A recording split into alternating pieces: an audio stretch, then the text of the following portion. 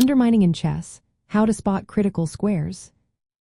Imagine you're playing a game and suddenly see a move that makes your opponent's piece lose its protection. That's the power of undermining. It's a tactic where you remove a defender or attack a piece that's guarding an important square. When you do this, the opponent faces a tough choice: recapture and lose material elsewhere, or let the piece be captured and weaken their position. This tactic works because it targets what are called critical squares, those spots on the board that both players are fighting over. These squares are often defended and attacked equally, making them perfect targets for undermining.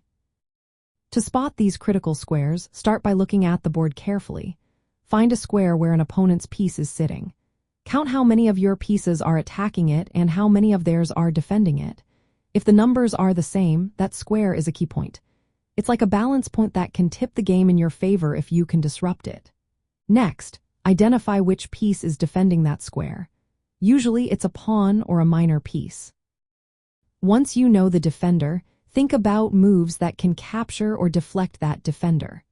For example, a pawn capture might remove the defender, or a sacrifice might lure the defender away. After you've planned to remove the defender, look ahead and see what happens next.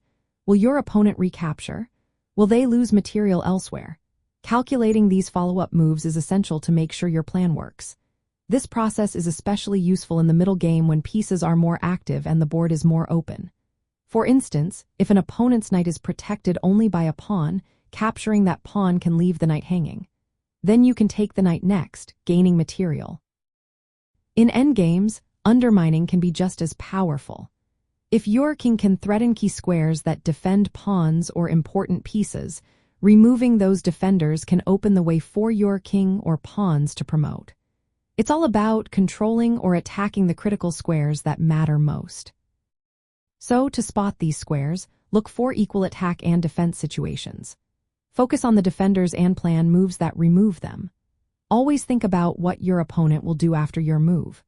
When you master this, you'll be able to create tactical combinations that win material or improve your position by breaking down your opponent's defenses. That's the essence of undermining in chess, finding those delicate balance points and tipping them in your favor.